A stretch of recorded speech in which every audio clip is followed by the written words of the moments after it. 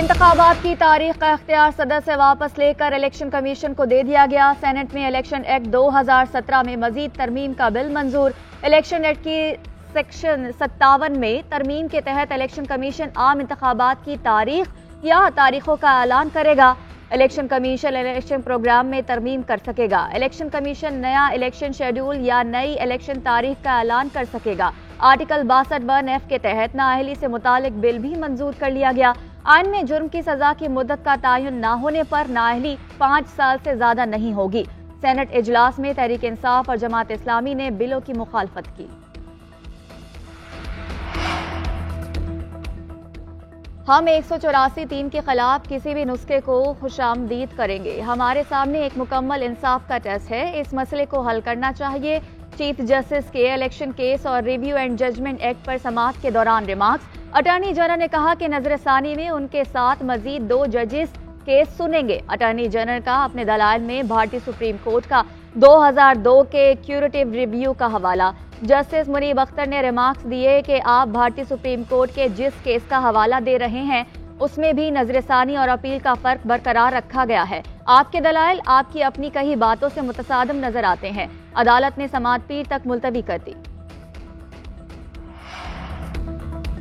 चीन को वापस किए गए $1.3 अरब जल्द रोल ओवर हो जाएंगे। मजीद $1 अरब के सेफ डिपॉजिट भी पाइपलाइन में है। वजीर खजाना इसहाक डार कहते हैं कि IMF ने बैरूनी फाइनेंसिंग की शराइत रखी जिसको पूरा कर रहे हैं। गैस पाइपलाइन का $50 अरब का असासा पाकिस्तान के पास है।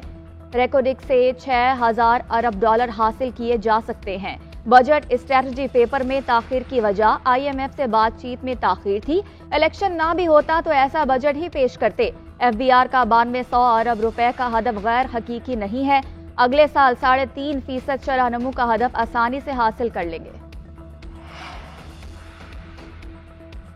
किसने MQM को कहा था कि इलेक्शन का बायकॉट करें? अब मैंडेट की बात कर रहे हैं। दोस्तों ने कहा कि लोग सिंध से कराची में आ जाते हैं। मैं उन्हें कहता हूं कि कराची सिंध है, था और रहेगा। जिसने अलग करने की कोशिश की आज वो लंदन में लॉक है। शर्जील मेमन का सिंध असम्बली के इजलास में इजहार ख्याल। कहते हैं कराची में अमन अमान की सूरत हाल पर बात की गई। मानता हूं कराची में स्ट्रीट क्राइम है मगर अब यहाँ बोरी बंद लाशें नहीं मिलती, गाड़ियां नहीं जलती और कोई भत्ता नहीं लेता।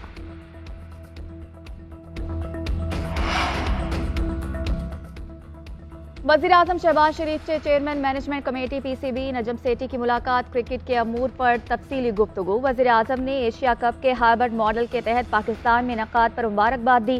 शहबाज शरीफ ने कहा कि मजीद इंटरनेशनल इवेंट्स पाकिस्तान में लाने की कोशिश करेंगे। पाकिस्तान में इंटरनेशनल इवेंट्स के इनेकाद का अब कोई मसला नहीं। तकरीबन तमाम बड़ी टीमें पाकिस्तान का दौरा कर चुकी हैं।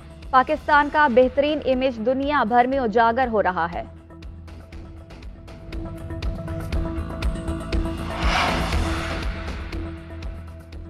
समुद्री तूफान बिपरजॉय बतदरीज कमजोर। पाकिस्तान के साहिल इलाकों से टकराने का खतरा टल गया। तूफान के डिप्रेशन में तब्दील होने का इम्कान भी वाजे।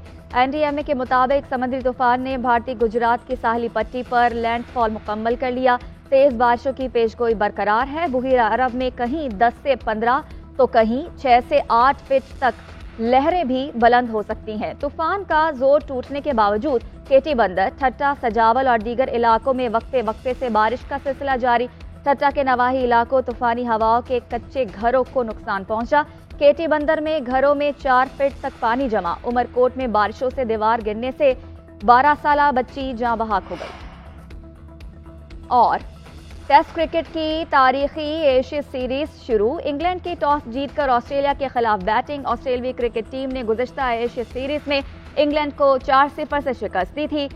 दोनों टीमों के दरमियान 72 एशिया सीरीज हो चुकी हैं, जिनमें से 34 में ऑस्ट्रेलिया ने फतह हासिल की जबकि 32 सीरीज इंग्लैंड के नाम रही। 6 एशिया सीरीज बेनतीजा रही।